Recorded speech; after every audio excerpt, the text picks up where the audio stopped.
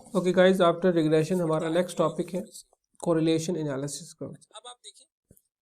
Correlation analysis जो है it's another important statistical tool जो कि हमें ये बताता है कि दो वेरिएबल एक दूसरे के साथ कितनी हद तक रिलेटेड है।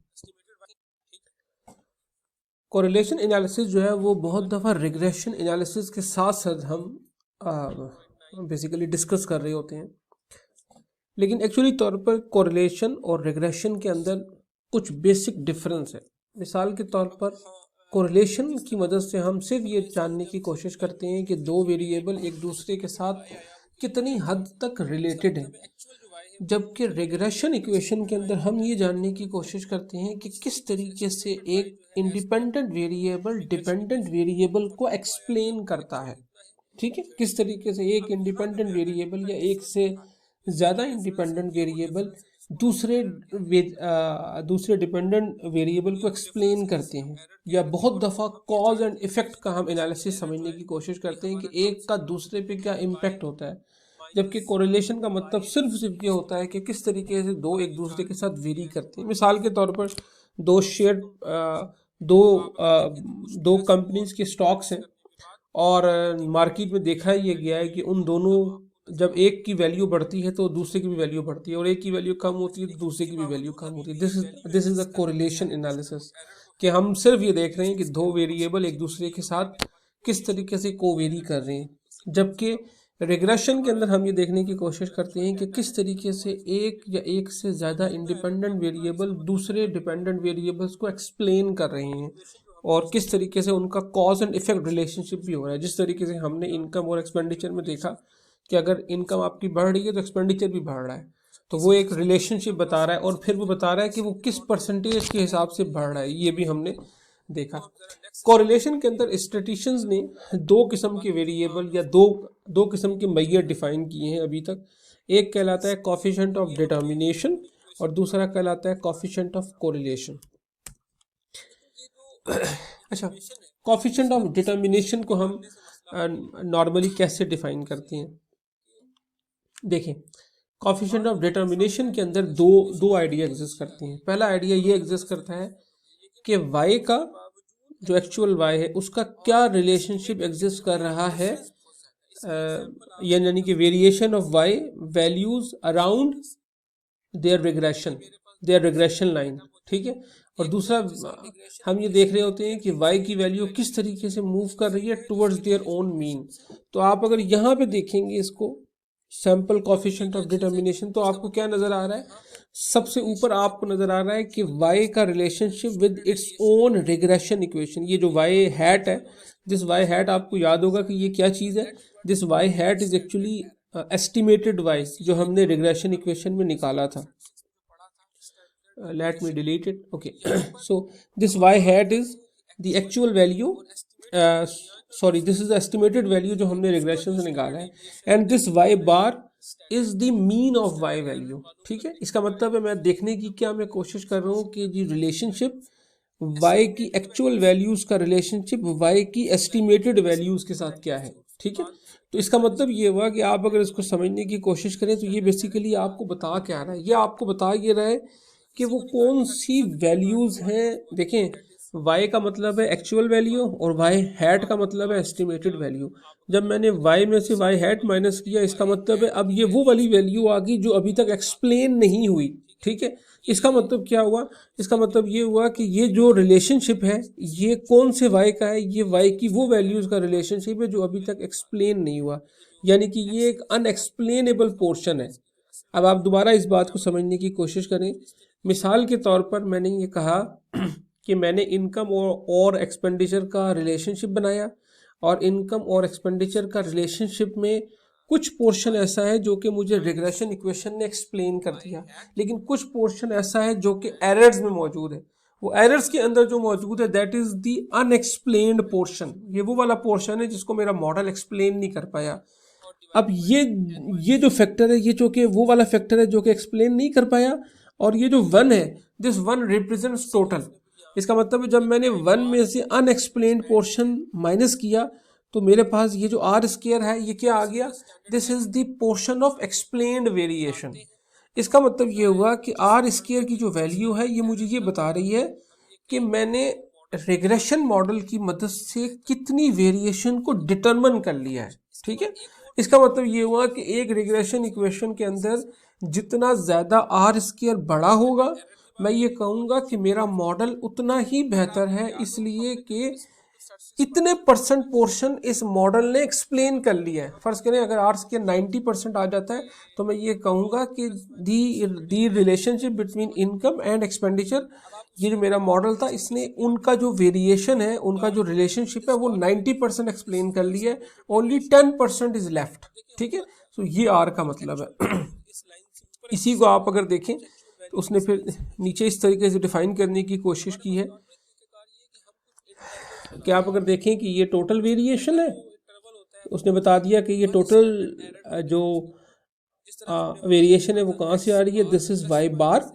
ठीक है, और ये आपकी ऑब्जर्व एक्चुअल वैल्यू है, और ये बीच में रिग्रेशन इक्वेशन आई तो ये वो वाली वैल्यू जो कि एस्टिमेटेड वैल्यू है।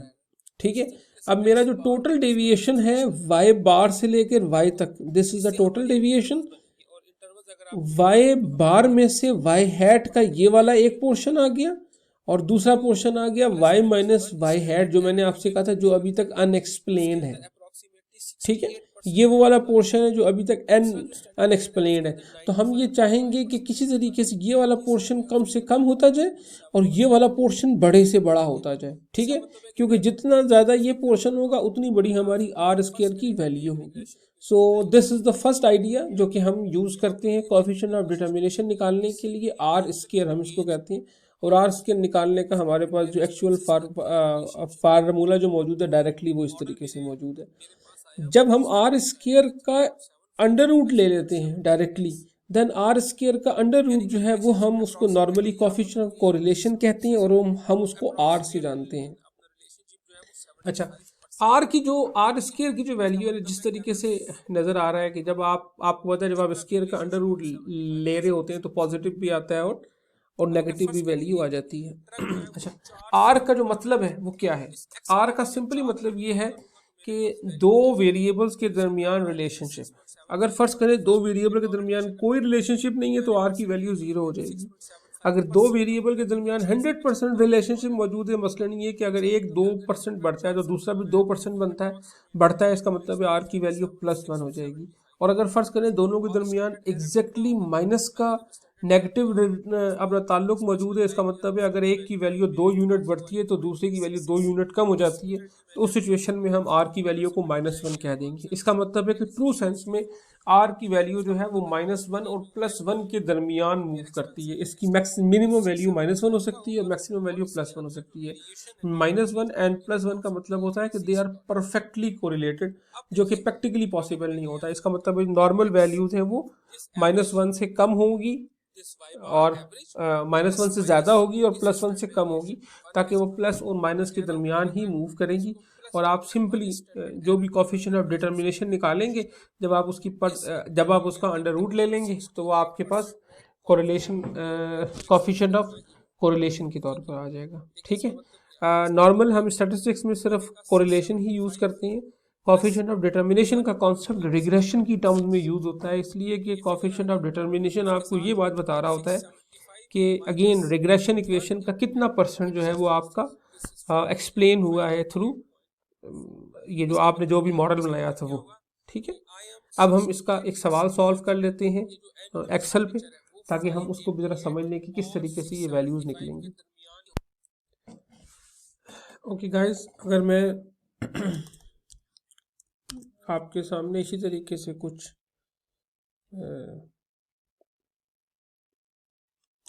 डाटा रखूं,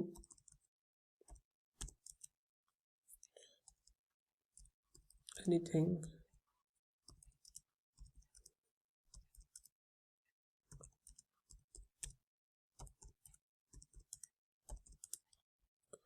बिल्कुल एक रैंडम किस्म का ये डाटा है।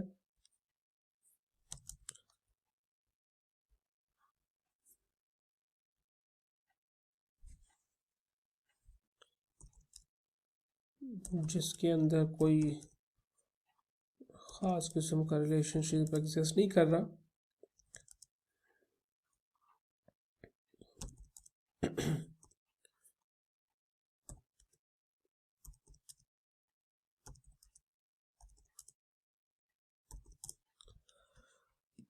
Again these are X and Y. अच्छा, एक तो तरीक़ेकार इनको निकालने का वही था जो हमने अभी यहाँ पे सारा देखा कि किस तरीके से रिग्रेशन इक्वेशन बनाते हैं। अब मैं आपको अगर सिर्फ इसको एक्सेल में जाके दिखाऊं तो एक्सेल में आप अगर डाटा में जाएंगे तो आपको एक बड़ा डाटा में जाके आपको एक टैब मिलेगा जिसका नाम है डाटा एनालिसिस। आप डाटा एनालिसिस में चले जाएं तो डाटा एनालिसिस में बहुत सारे टूल्स मौजूद होते हैं। ANOVA, correlation, covariance, descriptive statistics, ये मेरे ख्याल है मैंने आपको दिखाया भी था शायद, हिस्टोग्राम वगैरह बनाना। आगे आप जाएंगे तो यहाँ पे आपको रिग्रेशन का कॉलम मिलेगा।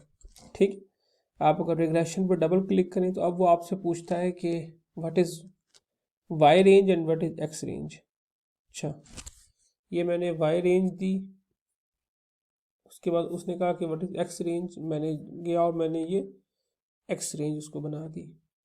ठीक है, अब देखिए आगे वो पूछता है मुझसे कि इस एक्स रेंज का लेबल आप जब डाटा बनाएंगे तो लेबल इसके अंदर शामिल है कि नहीं है।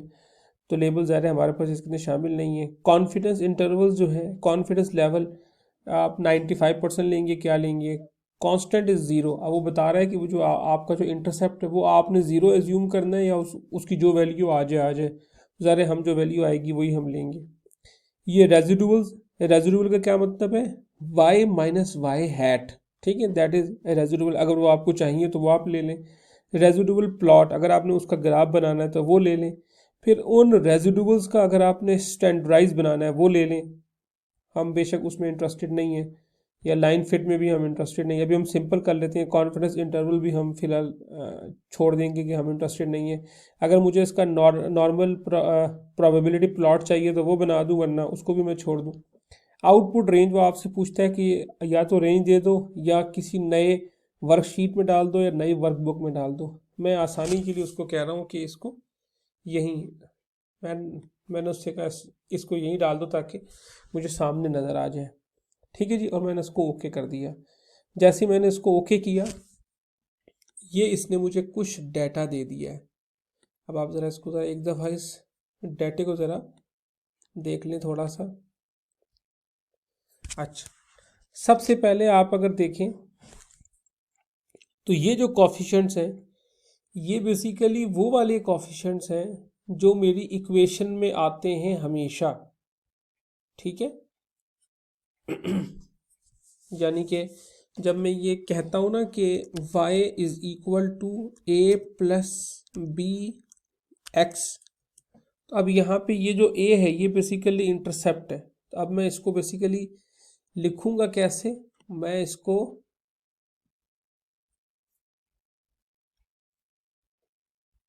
कुछ इस तरीके से लिखूँगा कि y is equal to a की जगह क्या आएगा 0.776 प्लस b की जगह क्या आएगा 0.674 और x। ठीक है, ये बेसिकली वैल्यूज देखें कहाँ से आ रही है, ये वाले कॉफिशेंट्स आ रहे हैं, ये वाले कॉफिशेंट्स आ रहे हैं। ठीक है, उसके बाद स्टैंडर्ड एरर की बात कर रहा है तो ये वो स्टैंडर्ड एरर हैं जो हर कॉफिशेंट्स का अपना स्टैंडर्ड एरर है। लेकिन जो स्टैंडर्ड एरर हमने अभी निकाला था वो बेसिकली ये वाला स्टैंडर्ड एरर है। ठीक है, क्योंकि ये रिग्रेशन का स्टैंडर्ड एरर है। ठीक है, तो एक मैंने ये वाला अभी स्टैंडर्ड एरर निकाला था और उसके बाद मैंने क्या निकाला था, मैंने निकाला था आर स्केयर, जिसको मैंने कॉफिशेंट ऑफ डिटर्मिनेशन कहा था। This was that R square. ठीक है, फिर इसी आर स्केयर की एक रिफाइंड शेप जो है, एक जो रिफाइंड शेप है वो हम इसको कहते हैं एडजस्टेड आर स्केयर। तो ये दोनों इस्तेमाल होती हैं। आप देखें इसमें थोड़ा सा फ़र्क है, अदरवाइज दोनों इसके अंदर इस्तेमाल होती हैं। अच्छा, ये स्टैंडर्ड एरर के बाद ये हमने उसका टी स्टैट्स निकालना होता है और this is the P value.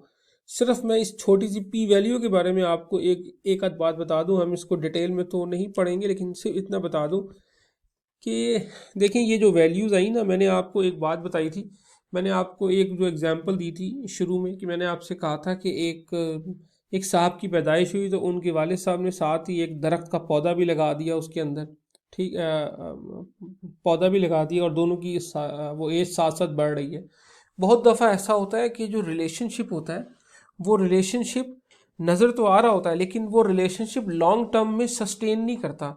हमने ये अपने प्रोबेबिलिटी एनालिसिस में जिस तरीके से पढ़ा था कि बहुत दफ़ा ऐसा होता है कि रिलेशनशिप एग्जिस्ट करता है लेकिन वो रिलेशनशिप शॉर्ट टर्म है, आप उसको लॉन्ग टर्म में इम्प्लीमेंट नहीं कर सकते।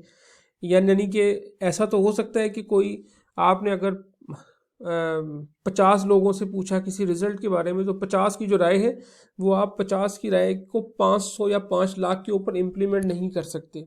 ठीक है, ये हमने नॉर्मल डिस्ट्रीब्यूशन में इस किस्म की चीज़ें देखी थी।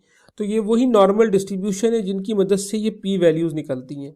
अब आप देखें, सिंपल सा प्रिंसिपल याद रखें, अगर तो पी की वैल्यू 0.05 और लेस है, अगर इस p की वैल्यू 0.05 और लेस है, इसका मतलब ये होता है कि ये जो x की वैल्यू है, ये जो कॉफिशेंट्स वगैरह हैं दोनों, ये रिलायबल वैल्यूज़ हैं। ठीक है, इसका मतलब होता है कि ये रिलायबल वैल्यूज़ हैं और इन पे ट्रस्ट किया जा सकता है। ठीक है, ये ट्रस्टेड वैल्यूज़ हैं। अगर ये 0.5 से 0.05 से ऊपर होंगी, इसका मतलब होगा कि ये रिलायबल वैल्यूज़ नहीं है। अब आप देखें यहाँ पे आपको क्या नज़र आ रहा है, यहाँ पे आपको p की 2 वैल्यूज़ नज़र आ रही हैं। अब आप ये वाला प्रिंसिपल अगर इन दोनों पे अप्लाई करें तो आपको क्लियर नज़र आएगा कि ये जो x की वैल्यू है इस पे आप ट्रस्ट कर सकते हैं, लेकिन ये जो a की वैल्यू है, ये a की वैल्यू ट्रस्ट वर्दी वैल्यू नहीं है। ठीक है, और ये आगे कुछ उसने जो बनाए हुए लोअर 95 अपर 95, ये बेसिकली वही वाली वैल्यूज़ हैं जो हमने अभी वाई बार प्लस माइनस स्टैंडर्ड एरर के थ्रू निकाली थी। इनको खैर हमें इस चक्कर में पढ़ने की बेशक ज़रूरत नहीं है, इनमें और भी बहुत सी चीज़ें शामिल होती हैं।